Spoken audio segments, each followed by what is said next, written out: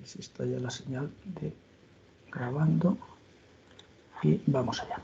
Como os he puesto en el Moodle, el tema que vamos a tratar es del campo gravitatorio. Es el tema 8 que adelantamos, puesto que el 7 es una aplicación de esto. Entonces, lo que son las ecuaciones perturbadas, incluyendo el efecto del campo gravitatorio, se tratará después. Esto lo tenéis en el Moodle, podéis descargar esta presentación en PDF, o también lo podéis seguir con los apuntes. El seguirlo en papel con los apuntes tiene la ventaja de que podéis ir tomando notas sobre el papel de las cosas que os interesen. Entonces, lo que vamos a ver en esta clase y en la siguiente, porque este capítulo le vamos a dedicar 2 horas, es el campo gravitatorio terrestre. Vamos a resolver las ecuaciones diferenciales que dan el campo gravitatorio y obtener una solución mediante series, que se llaman, los elementos de esas series se llaman armónicos esféricos. Veremos cómo se puede calcular el potencial gravitatorio terrestre, veremos los efectos, veremos algunas aplicaciones y también veremos, aunque no está mencionado aquí, una aplicación concreta para puntos lejanos que tiene luego aplicaciones prácticas para el movimiento de satélites. Entonces, el problema con que nos enfrentamos, y aquí voy a adelantar un poco y voy a ir al final. Esta transparencia que está al final, esto es lo que vamos a estudiar. Esto algunos le llaman la patata, y es una representación de una superficie equipotencial del campo gravitatorio terrestre, lo que se llama el geoide. Entonces es la superficie que corresponde, la superficie equipotencial que correspondería al nivel medio de los océanos. Y ya se ve que no es ni mucho menos esférica, en primera aproximación es un elipsoide de revolución y tiene bastantes irregularidades. Aquí, por supuesto, las irregularidades están exageradas para que se vea. O sea, la escala de estas irregularidades, lo que sube y baja el geoide sobre lo que sería un elipsoide de revolución, debido a la fuerza centrífuga en la rotación de la Tierra, pues aquí está exagerado. En realidad no supera, aquí veis la escala, pues no supera más de 80 metros hacia arriba y hacia abajo. Lo que pasa es que si se pusiera aquí no se vería nada. Bueno, pues esto es lo que vamos a estudiar. Este es el resultado de todo lo que vamos a ir viendo hoy y en otros días. Bueno, pues el problema que tenemos que resolver es el de calcular la aceleración gravitatoria. Hasta ahora hemos estado estudiando el movimiento kepleriano, luego hemos visto el movimiento perturbado, pero sin entrar en cuáles son esas aceleraciones de perturbación. Bueno, pues la principal, y cómo de principal, pues lo veremos más adelante, cuando se vea la resistencia aerodinámica os haré una comparación de cuáles son las distintas aceleraciones de perturbación. Resulta que la desviación de la aceleración del campo gravitatorio terrestre real respecto a lo que sería la aceleración de una masa puntual o de una distribución con simetría esférica, pues es del orden de 1 milésima. Entonces, si queremos estudiar el movimiento perturbado y estudiar la órbita con suficiente precisión, pues hay que tener en cuenta esas desviaciones. La manera más, diríamos, bruta de calcular esa aceleración, pues es aplicar la definición. Yo lo que tengo es una distribución de masas irregular, no es un punto, no tiene una simetría de revolución ni simetría esférica, pues entonces tendría que calcular la aceleración gravitatoria extendida a todo el dominio en el que hay masa. Y eso en principio incluiría los océanos e incluiría la atmósfera, que también tiene su masa. Bueno, esto obviamente no sirve para nada. El aplicar la teoría y calcular la aceleración de todos los elementos de masa que constituyen la Tierra, pues no sirve para nada, primero porque aquí necesitaríamos conocer la densidad como una función de la posición. Y eso no hay manera de conocerlo. Se pueden hacer medidas en la superficie y cerca de la superficie, pero en cuanto empezamos a profundizar, pues ahí hay una distribución que se puede estimar mediante ondas sísmicas, y cómo se reflejan las ondas sísmicas en las distintas capas del núcleo y del manto, pues se pueden hacer estimaciones, pero obtener esta función con la suficiente precisión como para hacer la integral. Además, si yo estoy calculando una órbita, necesitaría calcular el valor de esta integral en cada punto en el que vaya a dar un paso de integración. En una integración numérica pues son miles o millones de pasos y habría que calcular esta integral una vez en cada paso de integración. Si es un método multipaso, pues habría que calcularlo varias veces. O sea que no, y además esto es una aceleración. Hay 3 componentes, por lo tanto habría que calcular una integral de volumen para cada componente, para la aceleración X, la aceleración Y y la aceleración Z. Otro problema, aparte de este obvio y engorroso, que no avanzaría la integración numérica, no avanzaría nada porque cada cálculo sería laboriosísimo, es que además esto está lleno de errores, no solo por la densidad, que no conocemos en detalle, sino por la constante de la gravitación universal, que tampoco se conoce en detalle. Las herramientas para medir la aceleración gravital tenemos en el laboratorio de mecánica, tenemos uno, la balanza de Chandler, pero da muy poca precisión y es una medida muy laboriosa. De hecho, se desechó como práctica para los alumnos porque era imposible. Entonces, esto se conoce con muy poca precisión. También se conoce con muy poca precisión la masa de los planetas, a ver quién es capaz de pesar un planeta. En cambio, en mecánica orbital se usa la mu, la constante gravitatoria mu, que es el producto de G por m. Lo tenéis aquí en esta nota que he puesto aquí, ¿no?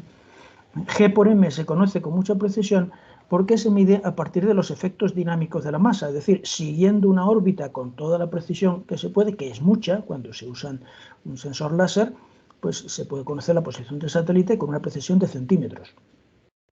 Y eso permite, a través de las ecuaciones de la dinámica, medir con mucha precisión la mu.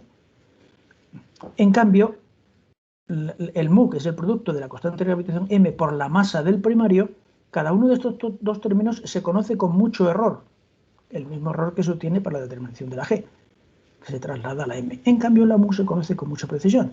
Por lo tanto, todo lo que sea usar la g sola, sin la masa que habría que sacar de aquí, de esta integral, que tampoco podemos hacer, pues es malo. Es malo porque ya de entrada tenemos un error que va a ser mayor que la precisión que queremos buscar en la órbita. Por lo tanto, esto no sirve de nada.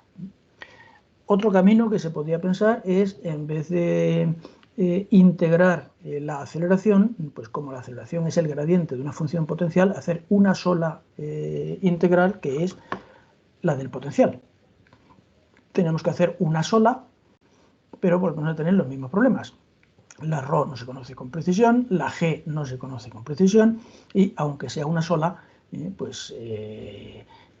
también tiene su trabajo de integración a cada paso. Y además he puesto aquí una nota, y es que luego yo esto tengo que hacerle el gradiente para obtener la aceleración. Por supuesto, nos olvidamos completamente de que de aquí vaya a salir esa integral mediante una función explícita en términos de funciones ordinarias. Yo lo más que puedo obtener es, para cada valor de la posición, obtener un valor numérico. Entonces, cuando yo tengo valores numéricos del potencial, si quiero obtener una aceleración, tengo que hacer una derivada numérica. Por lo tanto, necesitaría calcular esto por lo menos 6 veces, y mejor 7, para calcular los gradientes según la X, la Y y la Z. Tendría que tener distribuido en distintos puntos de los que pueda yo interpolar una derivada, con los errores que tiene la derivación numérica. Por lo tanto, tampoco ahorro numéricamente nada.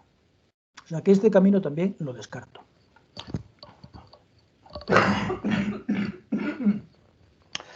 Otro camino posible pues, sería tener en cuenta que la función potencial obedece una ecuación diferencial en derivadas parciales, que es la ecuación de Poisson cuando estamos dentro del dominio en el que hay masa, y la ecuación de Laplace cuando estamos en el dominio en el que no hay masa. Bueno, pues integrar la ecuación de Poisson con las condiciones en infinito de que el potencial tiende a cero conforme nos alejamos de la masa, bueno, pues esto tampoco es que tenga muchos visos. Volvemos a tener aquí los mismos problemas.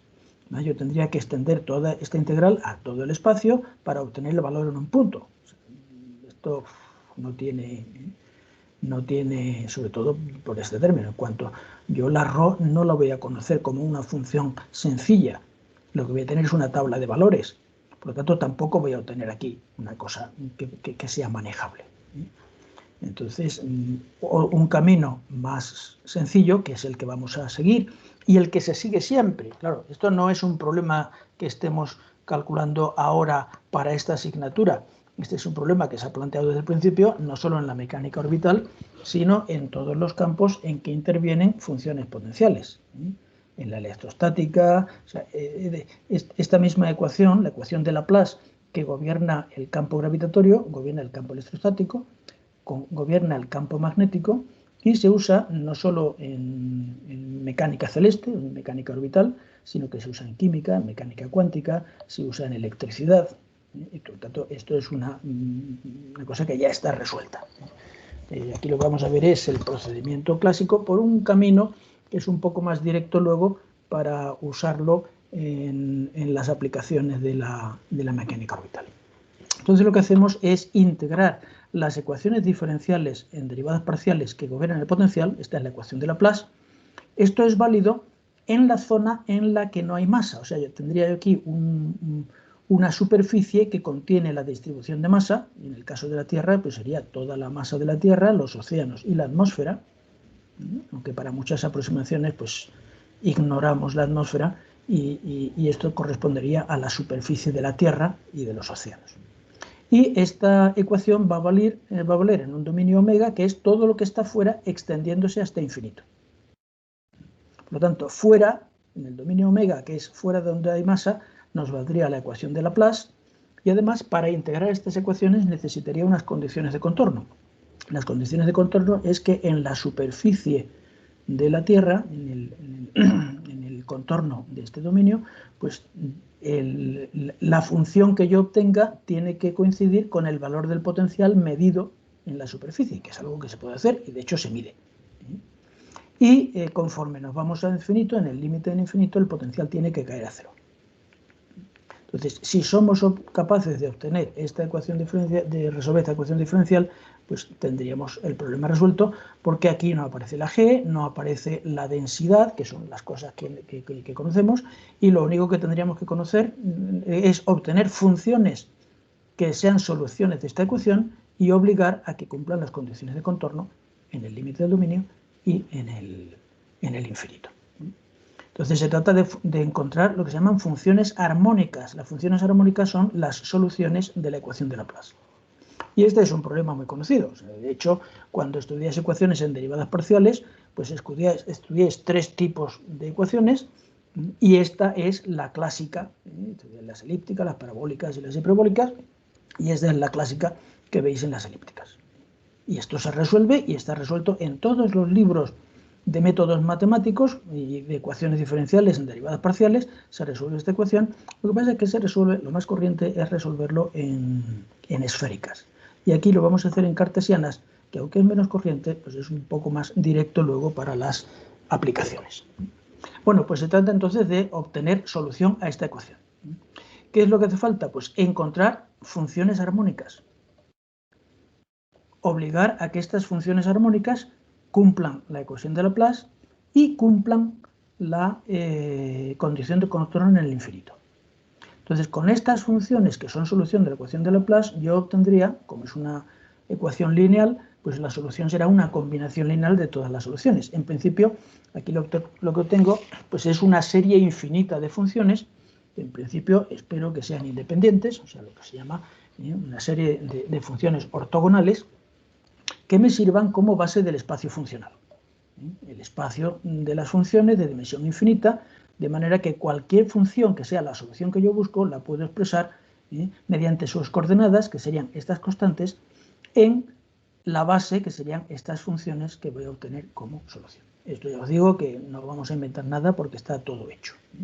Entonces, una vez que yo tenga una serie, en principio infinita, de funciones armónicas, que cumplan todas la condición de contorno de hacerse cero en el infinito, la condición de contorno en el límite, la que hemos visto aquí midiendo en la superficie de la Tierra, esta la obligo mediante el valor de estas constantes que determino mediante las condiciones de contorno en en el límite del dominio omega, que es el espacio vacío en el que nos movemos.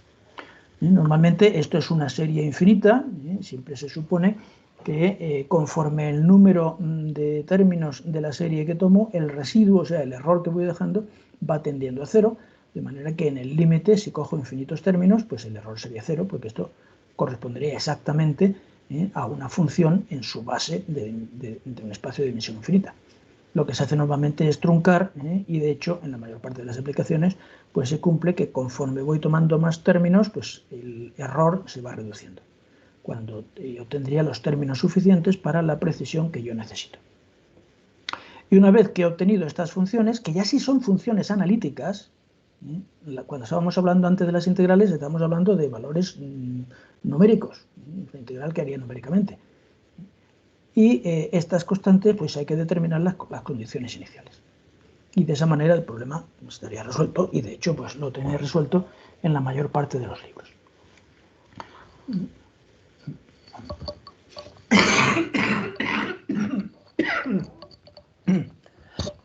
Bueno, el modo de calcular las constantes que necesito, que en principio serían infinitas, pero como ya sé que voy a truncarlo en un cierto número, pues solo tengo que calcular este número.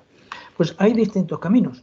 Uno de ellos es medir el valor del potencial en el entorno. Esto se puede hacer, se hace, de hecho.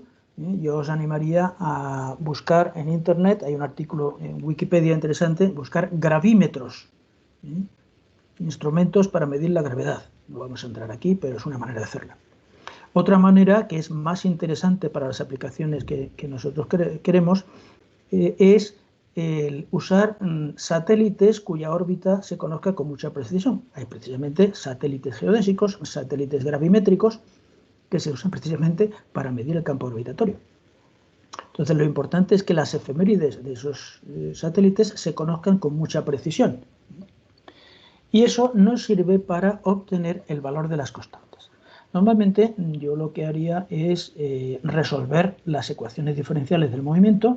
He puesto en forma lineal la derivada de r de v, pues la derivada de r es la v, la derivada de v pues es la aceleración, y en principio esta aceleración sería conocida. Entonces, si yo conozco la aceleración y en cada paso de integración conozco la velocidad y la posición, pues entonces yo esto lo integraría. Es el problema directo. La propagación de órbitas, la obtención de trayectorias. Aquí lo que ocurre es que no conocemos la fuerza porque no conocemos el valor de estas constantes. Entonces, lo que puedo hacer es resolver el problema inverso. Es decir, yo conozco las trayectorias y las velocidades a través de una serie de medidas, y lo que no conozco es esto.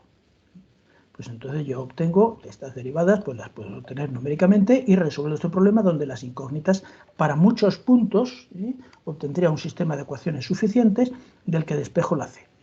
Los detalles son complicados y en estas dos transparencias se pretende explicar un poco cómo se obtendrían. Yo aquí con las derivadas numéricas tendría una serie de valores medidos y aquí iría sustituyendo también los valores en esos puntos y obtendría un sistema de ecuaciones de donde obtendría todas las constantes que necesito, que son muchas.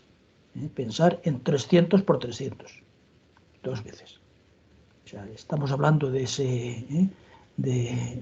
estamos hablando de dos triángulos de lado 300 y 300. Ese es el número de constante que necesitamos. Lo normal es que esto se hace tomando más medidas que incógnitas para poder hacer un método pues, de ajuste por mínimos cuadrados o, como se trata de una ecuación diferencial, lo que tenemos aquí es una ecuación diferencial, pues usar uno de los métodos de determinación de órbitas, de los filtros, como el filtro de Kalman.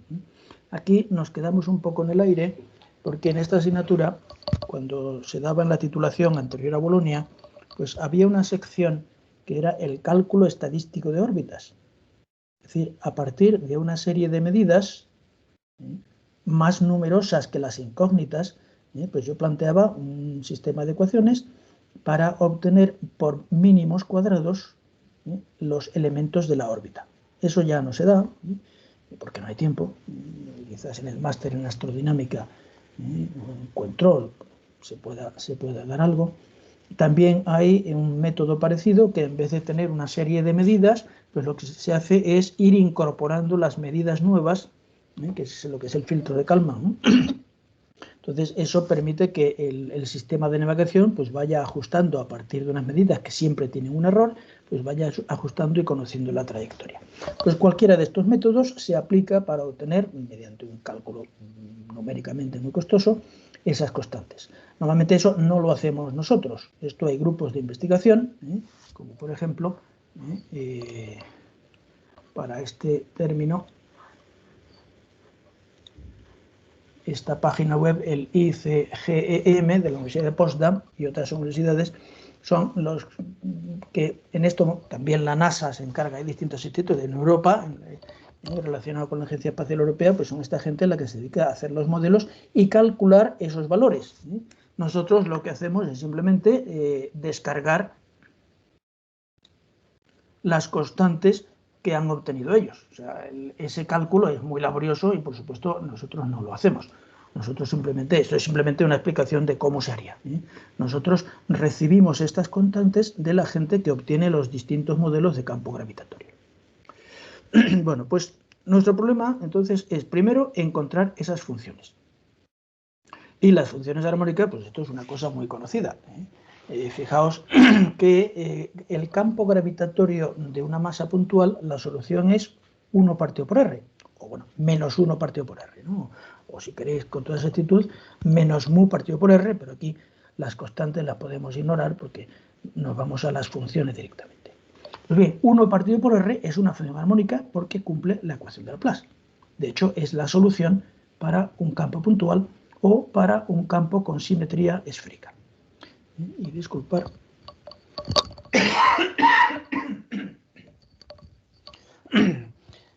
Estoy un poco resfriado y si toso aquí, pues esto puede ser.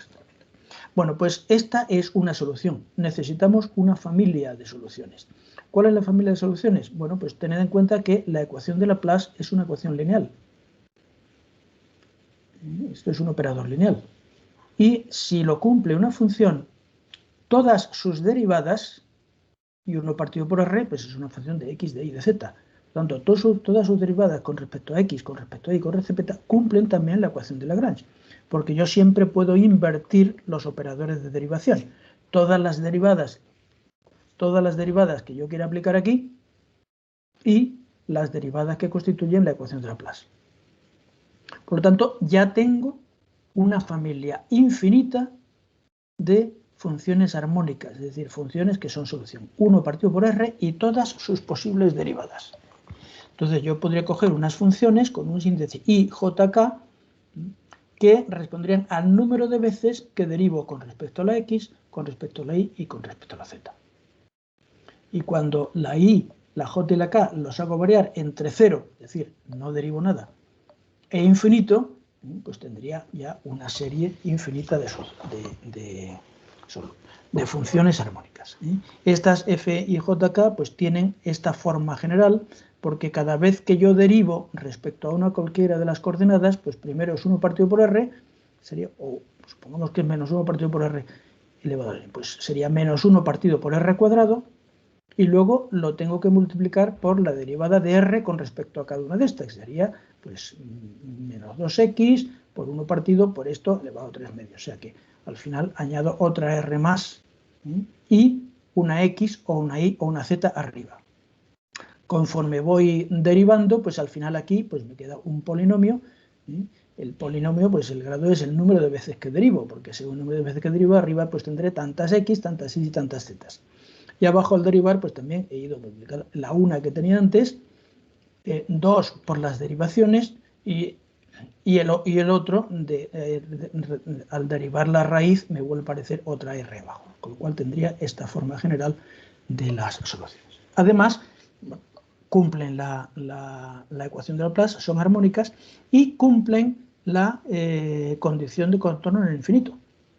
Como es 1 partido por r y al final el exponente del denominador es mayor que el denominador, pues estas tienden a 0 cuando r tiende a infinito.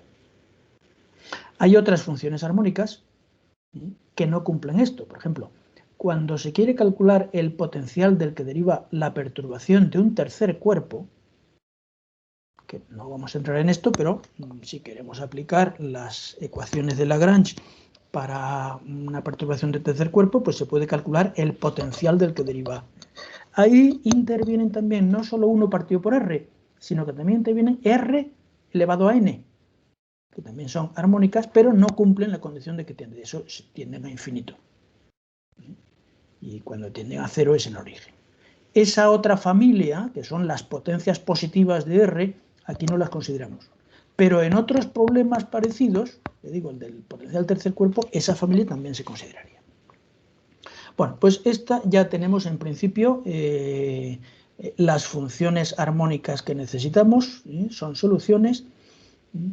Ya buscaremos que las constantes, porque multiplicamos cada una de ellas, porque había que sumarlas y multiplicarlas, cada una, pero al mover el ratón también se me mueve la página. Cada una habría que multiplicarla por su propia constante y esas constantes ajustarlas para que se cumplan las condiciones de contorno en la superficie de la Tierra.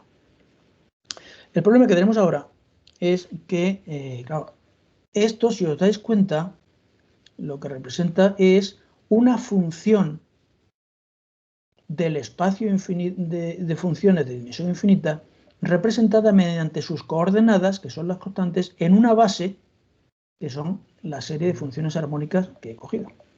Entonces, cuando yo cojo una base, ya sea una base del espacio vectorial o una base de un espacio de funciones que tiene dimensión infinita, pues yo lo que necesito es que los elementos, vectores, funciones de la base sean independientes.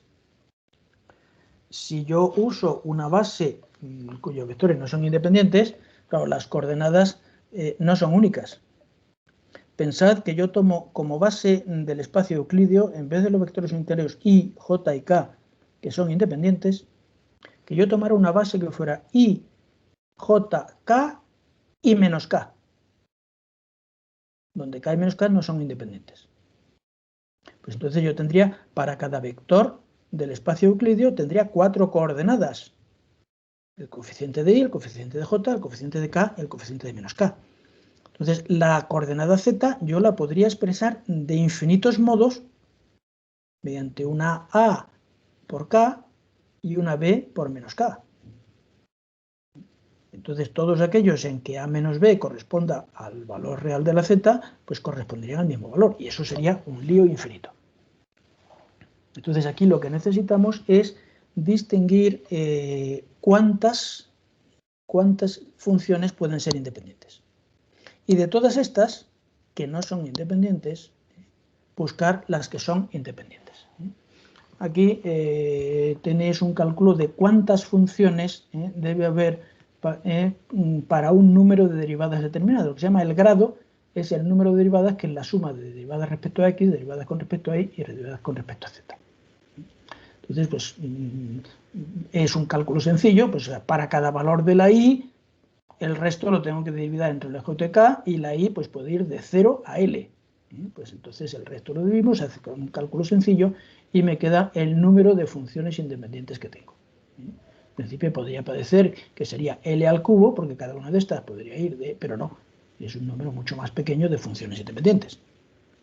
Claro, ¿cómo obtengo esas funciones independientes? Pues aquí vamos a ver alguna manera de ver cuáles son esas funciones independientes, porque además no solo hay una dependencia dentro de las IJK, sino que todas las funciones tienen dependencias debido a que son soluciones de la ecuación de Laplace.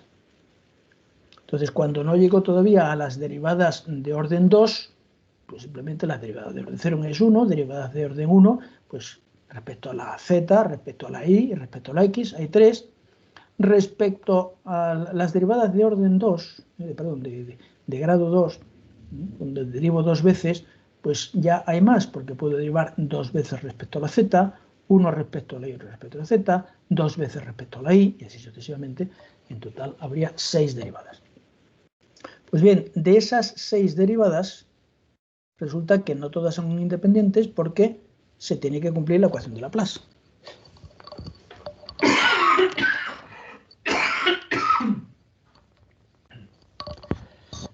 Eso quiere decir que si se tiene que cumplir una ecuación, entre las 6, pues solo 5 son independientes. Entonces, si vamos en los órdenes superiores, pues resulta que va aumentando el número de relaciones que hay.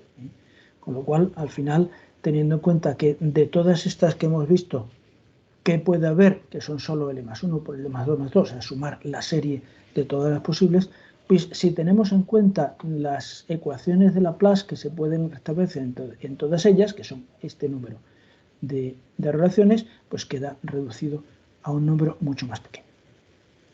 Entonces se trata de todas estas que podíamos coger, para un grado determinado, escoger solo las que son independientes. Entonces lo que vamos a hacer es buscar modos de ir eliminando las que son dependientes unas de otras.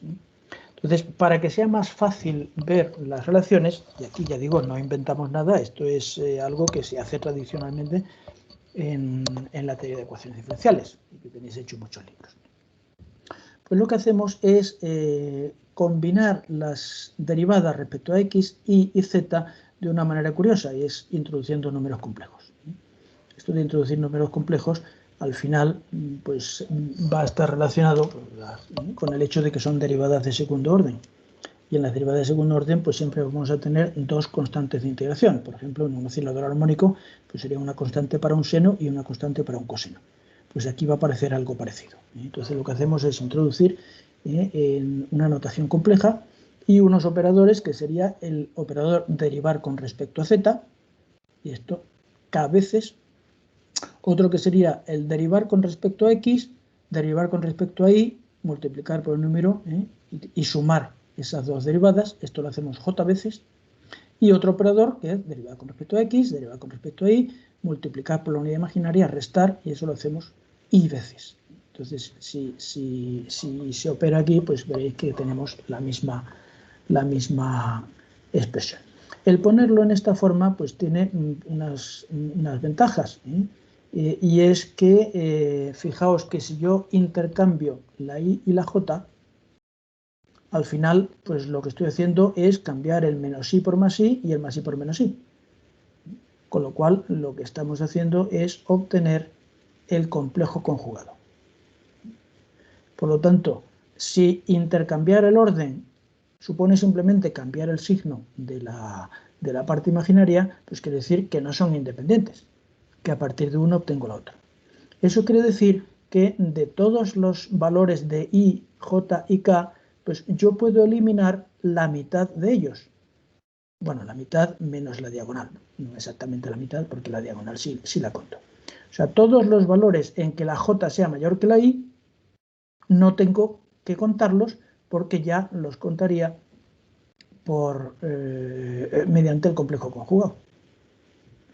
Por lo tanto, aquí, en vez de sumar la i entre 0 y L y la j entre 0 y L, pues simplemente la j, la mitad de arriba, la parte superior, por encima de la diagonal, y de este cubo ya la parte de arriba la quito.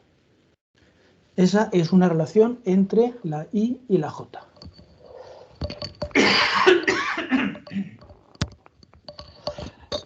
Luego podemos usar la propia ecuación de Laplace para eliminar otras independientes. La ecuación de Laplace, como tenemos una derivada con respecto a x, derivada con respecto a y y derivada con respecto a z, pues lo podríamos poner de esta manera. O sea, hago esta operación, al aplicarle a las dos me va a quedar una derivada segunda respecto a x y aquí una derivada segunda con respecto a y. Y las partes imaginarias se van a ir al ser una el opuesto de la otra. Con lo cual aquí me quedaría derivada segunda respecto a x más derivada segunda respecto a y, y aquí la derivada segunda respecto a z. Eso, pues, ¿qué quiere decir? Pues que si yo voy derivando las derivadas con respecto a y o sea, la aplicación de estos dos operadores, el que opero I veces y el que opero J veces, pues las puedo expresar en función de un número equivalente de derivadas con respecto a Z. Esto lo vamos, he saltado hacia atrás, lo vamos derivando, y eso supone pues ir incrementando estos índices, vamos derivando más y más veces, y al final pues lo que podemos hacer es que yo despejo una de ellas en función de otras. Fijaos que aquí voy aumentando, y una cualquiera de ellas, con este mismo orden, lo puedo despejar en función de estas. Y esto lo puedo ir aplicando sucesivamente, de manera que en cada paso reduzco la I y la J, hasta que llego al menor de ellos, que se hace 0. En cuanto tenga aquí un 0, si el menor es el de la I, pues ya está. Necesito aplicar 0 veces el primer operador. Si el mayor es el que ocupo 0 veces, perdón, el más pequeño es este, pues entonces llegaría a crecer. Entonces, cuando llegue aquí a tener 0 veces del operador que hago J veces, lo que hago es aplicar la conjugada compleja y tendría este mismo, 0 veces el operador primero y 2 veces el segundo. Eso quiere decir que aplicando la ecuación de Laplace y el hecho de que el intercambiar los operadores, el primer y segundo operador supone obtener el conjugado complejo, pues esta mitad de abajo del cubo resulta que lo puedo reducir mediante esas expresiones solo a esta. O sea que yo a partir de ahora, en esta expresión I va a ser 0 veces, la quito, y la L va a ser simplemente JK. Solo tengo que aplicar estos dos operadores. Y una vez que he reducido el problema a este cuadrado, I veces y J veces, pues el número de derivadas independientes tales que I, J sume L, pues es simplemente la diagonal. O sea que son L más 1, porque la L pues va desde 0 a L. Y tendríamos pues el número de veces en J, el número de veces en K, pues tiene que sumar la L. De manera que tendría L más 1. Como aquí tengo, son funciones complejas, tendría una parte real y una parte imaginaria. La de orden 0 pues es solo real, pues tendría L más 1 más L de las partes, o sea, L más 1 partes reales y L partes imaginarias. Y con eso pues ya tendría el número de funciones que necesito. Esas ya serían independientes. Fijaos que de derivar todas las veces que quiera respecto a la K, respecto a I, respecto a la J, hemos ido eliminando hasta el derivar un número de veces que suman L y por lo tanto se reparten entre el operador este respecto a X respecto a Y y el operador derivada respecto a Z. Y este no tengo que considerarlo. Eso permite expresar las funciones de una manera, y es que si yo quiero obtener funciones que se derivan L veces el grado, pues solo tengo que repartirlo entre el primer operador, el complejo, y el operador real respecto a Z. Aquí tendría M veces, es el número que es de veces que se aplica este operador, y eso es lo que se llama el orden, y si el grado, que es el número total de derivadas, es L, pues lo que queda, L, que es el número total de derivadas, menos la que aplica este operador, pues es las veces que aplico este operador. Y eso, el número de funciones independientes para cada grado es algo que va creciendo, porque tengo L más 1 para cada grado. Entonces yo lo que quería es ir obteniendo, disculpen,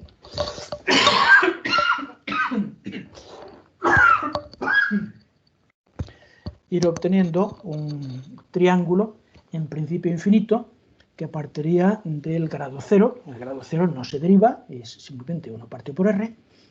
Luego derivo una vez, pues sería aplicar primero este término o aplicar este, serían las dos posibles. Derivo 3 veces, pues aquí tendría 3 elementos, pues que serían derivar 3 veces respecto a este, que sería este, derivar 3 veces respecto a este, perdón, al revés, este sería M0 pues sería 3 veces respecto a la Z, 3 veces aplicar este operador y el de en medio sería una vez cada uno. Y así sucesivamente, aquí iría aumentando la L, el número total de derivadas o grado, y aquí iría aumentando la M, que es el número de veces que aplico el operador complejo respecto a la X y la Y. Y yo tendría que ir llenando este triángulo con elementos que van creciendo, y en principio sería un triángulo infinito. Lo que ocurre es que naturalmente no puedo manejar un infinito y lo trunco. Cuando llega un número de términos que me permitan obtener la precisión requerida, pues ya lo dejo y lo trunco en ese punto. De hecho, todos los modelos gravitatorios están truncados. Un número de términos suficiente, pues que tradicionalmente son 70, L igual a 70 para los que se usan solo para cálculo de órbitas, y los que se usan para otros elementos pues pueden llegar a 360, que es un número. De hecho, es bastante corriente que los modelos tengan L igual a 360, y si lo queremos usar para cálculos orbitales, pues nos basta con coger los 70 primeros. Eso es bastante corriente. Bueno, es fácil ir viendo cómo van a quedar las derivadas de esta expresión. Si yo lo derivo L veces, pues al final abajo tendría que tener el exponente de la R 2L más 1. Aquí, pues el número de veces que haya derivado con este operador, pues me aparecía como X más Y por Y, M veces. El número de veces que respecto a la Z, pues sería el número de zetas.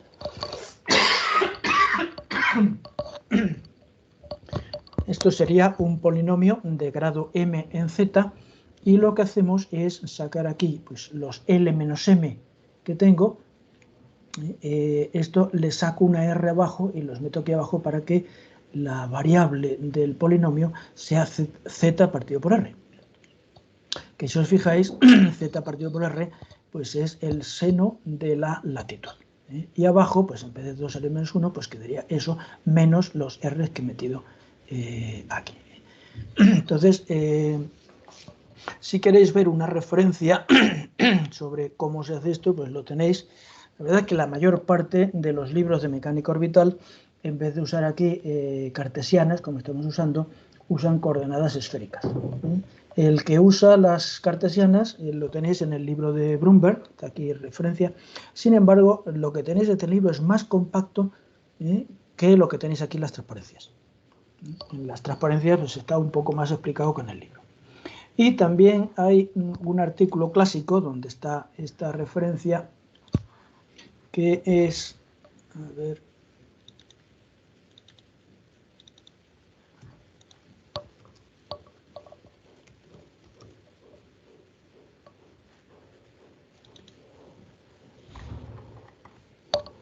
este artículo yo creo que se puede encontrar con facilidad en internet, y el algoritmo que tenemos aquí, pues bueno, con una actuación un poquito distinta, está explicado en este artículo, aunque para mí, aquí tenéis pues la aplicación, estas V's que están aquí son las I's y que se usan en el artículo. Si queréis buscar el libro de Cunningham, pues a través de la hemeroteca de la universidad, hay que estar conectado a la red de la universidad, o incluso buscando en internet, pues lo podéis, yo creo que esto está disponible por ahí y no hay problema en encontrarlo, para el que quiera profundizar un poco en cómo se usa esto.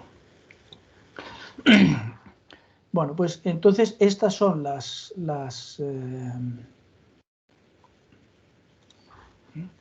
funciones que vamos a obtener, y la forma que va a tener es esta. Estos son los que se llaman los armónicos esféricos. Armónico significa que es soluciones de la ecuación de Laplace, y esféricos que están derivados sobre una esfera. Muy bien, fijaos una cosa, antes de empezar. Si yo quiero obtener todo este triángulo de funciones, hasta el número L en lo que quiera truncar, por supuesto, lo que no voy a hacer, ya digo que L es típico en operaciones, 70 es el modelo, luego según la órbita que yo, si es una órbita alta, pues no necesito tantos, porque con la distancia se amortigua un poco la forma del... Pero bueno, en principio no sería raro que tuviera que usar 70 términos. Por supuesto, en un programa no me voy a dedicar a derivar. Lo que hago es usar unas fórmulas de recurrencia basadas en la estructura, lo que supone derivar, y vamos a buscar cuáles son esas fórmulas de recurrencia, de manera que, para no tener que derivar a partir de las funciones conocidas, mediante operaciones sencillas, sumar y multiplicar, yo vaya obteniendo todas las demás. Y eso es lo que vamos a hacer ahora, buscar cómo relaciono las derivadas de los armónicos esféricos con otros armónicos del mismo. Y esto me va a servir para dos cosas. Primero, aquí estoy calculando el potencial y lo que voy a necesitar es la aceleración. Por lo tanto, en algún momento tengo que obtener un gradiente. Por lo tanto, eso va a suponer derivadas. Pues entonces vamos a relacionar las derivadas con los armónicos. Entonces, fijaos que si yo tengo esta expresión, pues bueno, si yo parto del armónico de grado L y orden m, es decir, el número total de derivadas son L y el derivadas respecto a la aplicación de este operador x e y son m veces, si yo aumento L más 1, esto quiere decir que lo que estoy haciendo es derivarlo una vez más respecto a la z. Porque L más 1 no toco estas, pues entonces esto aumenta una vez. Por lo tanto, derivo 1 respecto a z. Y este coeficiente, que es una cosa convencional, en el fondo tiene un poco el sentido de normalización, y es tradicional hacerlo así, pues también tendré que ajustar este coeficiente. Esto sería, a partir de un punto del triángulo, buscar el que está inmediatamente abajo. O sea, a partir de m, el L más 1, pues sería en este triángulo, coger desde este punto e irse a la fila que está inmediatamente abajo. Eso supone derivada con respecto a z. Si yo aplico una vez más este operador, o sea, derivo con respecto a x, derivo con respecto a y, y multiplico por la imagen, lo que hago es incrementar los dos índices. Porque derivo una vez más y lo derivo con respecto a la m, con lo cual L más 1 menos m menos 1, el número de veces respecto a z no varía. Y esto supone moverme diagonalmente hacia la derecha. En este triángulo, si tengo aquí el derivado L veces total de ellas m respecto al operador complejo, pues debería venir a este. Un número más de derivadas y un número más de m porque aplico una vez más esta derivada. Y esto también es sencillo. Y si lo que quiero es moverme en la dirección diagonal, pues tendría que aplicar este operador. Es decir, una derivada más en total, pero resulta que reduzco el de las m's, con lo cual estoy derivando una vez menos respecto a este operador complejo y una vez más respecto a de la z. M menos 1 quiere decir que esta es una derivada menos y L más 1 menos 1, en total el número de derivadas respecto a z pues sería 2 veces mayor. Esto correspondería a moverme diagonalmente hacia la izquierda, un número más de derivadas, pero uno menos respecto a la x. En realidad correspondería a dar un salto de 2 respecto al que tenemos arriba, porque es este de aquí que tiene el mismo número de derivadas respecto al operador complejo, hacerle 2 derivadas más respecto al operador z, el operador real.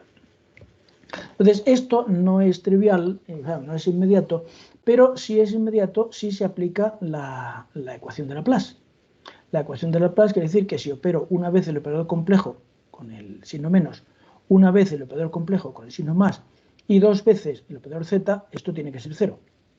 Si yo despejo, entonces, ¿cómo obtendría yo este punto? Pues 2 veces desde este de arriba. O sea, derivar 2 veces z. Entonces, si yo quiero obtener el L más 1, n menos 1, pues cojo el mismo número de derivadas con respecto a lo que complejo y 2 menos en total. Si yo esto lo derivo 2 veces respecto a z, tengo este.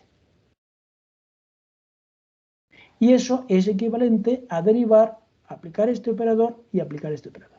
Pero claro, aplicarle este operador supone moverme en esta dirección. Fijaos, en la dirección diagonal, o sea, es una vez más, con lo cual supondría, a partir de aquí, moverme hacia allá. Por lo tanto, hacia adelante. El aplicar este operador a este significa una derivada más y precisamente respecto a L. Y por eso tenemos esta expresión aquí, que lo que me queda es este. O sea, si yo quiero moverme en la dirección diagonal, al final es aplicarle el operador complejo, pero el negativo, al que está encima y un poco a la derecha. Y me movería aquí. O sea, esta es la explicación aquí abajo de por qué usamos esta expresión. Bueno, pues con esto lo que he obtenido es cómo puedo yo moverme hacia abajo en esta dirección, hacia abajo en esta dirección o hacia abajo en esta, derivando. Pero claro, esto yo lo puedo usar de otra manera. Y es derivar, o sea, obtener las derivadas parciales. A ver cómo vamos de tiempo, quedan unos minutos. Pues antes podemos comentar algo.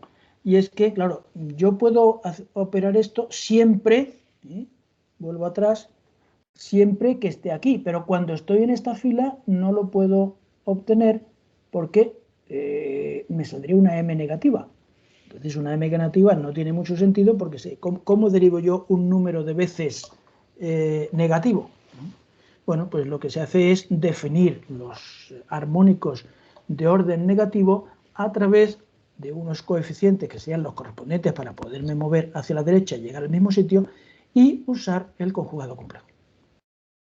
Mediante esta definición de la derivación de orden negativo respecto al operador complejo, ya puedo aplicar esta recurrencia incluso en la primera fila. Cuando esté en estos puntos, también puedo aplicar la operación diagonal. ¿Y eso por qué me interesa? Pues lo vamos a ver enseguida, si da tiempo, porque la primera aplicación que vamos a tener esto es despejar las derivadas. Fijaos que yo aquí puedo despejar directamente la derivada respecto a z. Aquí, si paso las constantes allí, restando, obtengo la derivada respecto a y, y restando, obtengo la derivada respecto a x, y sumando, obtengo la derivada respecto a y. Con lo cual, saltando y esta operación, que es un comentario, no se va a usar después, es ver que las dos últimas relaciones están relacionadas a través de la definición compleja. Lo dejo. Y aquí lo que hago es despejar las tres derivadas respecto a z. ¿Esto qué quiere decir? Pues que yo todo esto lo estoy haciendo para obtener el gradiente. Por lo tanto, tengo que derivar con respecto a x y respecto a y respecto a z. O sea, yo lleno todos estos triángulos, ya tengo el potencial, pero lo que me interesa es esto. Entonces, yo puedo obtener los valores del gradiente, el vector gradiente en un punto, a partir de los tres anteriores, los que están abajo y el tal. O sea, estas tres relaciones diagonales, vertical hacia abajo, vertical a la derecha y vertical hacia la izquierda, las puedo invertir para obtener, a partir de los elementos de la fila inferior, la aceleración. O sea, las tres componentes del gradiente. Pero si quiero obtener estos términos de la aceleración, necesito conocer también esa columna y por eso he definido el término complejo. Y bueno, creo que ya es la hora, así que vamos a dejarlo aquí. Lo que queda es, estas relaciones de derivadas ya las he usado la primera vez, que es para obtener el gradiente. Y el resultado es que si quiero obtener el gradiente, yo tengo que calcular una fila más. Porque si necesito llegar con los elementos del gradiente hasta el valor L, aquí me intervienen los de valor L más 1. O sea que obtener la aceleración es muy sencillo. Calculo una fila más y punto. Y opero ya mediante estas expresiones. Y lo que queda, que ya seguiremos la semana que viene, es ver cómo puedo usar estas mismas relaciones junto con las definiciones de las derivadas para obtener relaciones de recurrencia que me permitan ir obteniendo todos los puntitos de este triángulo sin necesidad de usar derivadas, simplemente multiplicando por la x, por la y y por las m y l que correspondan. Pero en fin, eso lo veremos el lunes. Y esto es todo. Vamos a parar ya la grabación y os recuerdo que a la 1 me volveré a conectar aquí para resolver las dudas que podáis ir teniendo. Espero que llegue porque a las 11 hay una junta de escuela y tengo que asistir también, pero espero que para la 1 se haya acabado ya. Pues eso es todo. Buenos días y que lo paséis bien.